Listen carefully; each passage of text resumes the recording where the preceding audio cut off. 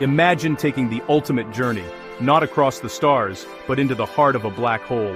What would you find if you dared to fall in? Scientists and dreamers have wondered for generations. From afar, a black hole looks like a perfect sphere of darkness, not a cosmic vacuum cleaner, but a silent void. You could orbit it safely, just as Earth orbits the sun, but as you approach, the stars behind it distort, their light bent into a glowing halo. The blackness grows, filling your view, a calm before the storm.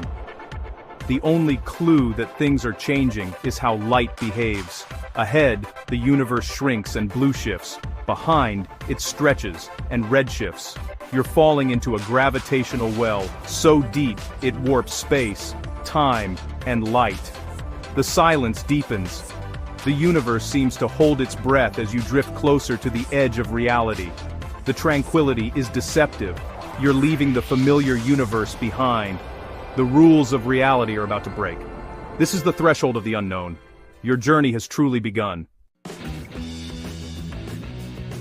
As you fall closer, gravity's pull becomes bizarre. The part of you nearer the black hole is tugged much harder than the rest. This is the tidal force. It starts as a gentle stretch, but quickly becomes overwhelming. Your body, your ship, everything is elongated, spaghettified by the difference in gravity. Imagine being stretched into a human noodle, atoms pulled apart by the abyss. This isn't quick or painless, it's total deconstruction by gravity. If you fall into a small black hole, you're torn apart before reaching the edge. But with a supermassive black hole, the tidal forces at the edge are gentler.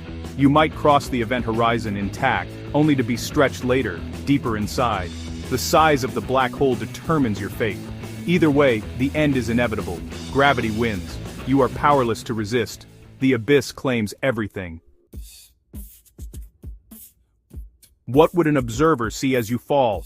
From a distance, your clock slows down. Time itself stretches. This is gravitational time dilation. The stronger the gravity, the slower time flows. As you near the event horizon, your fall appears to slow, then freeze. You become a dim, red, frozen image, fading as your light is stretched into nothingness. To the outside world, you never cross the edge. You're suspended at the boundary forever. Your story, from this perspective, ends at the event horizon, a silent monument to gravity's power. But for you, time moves on. You cross the horizon in seconds, feeling the point of no return. Two realities unfold, one for the traveler, one for the observer. Time splits, and the universe's rules are rewritten. The paradox of the black hole begins.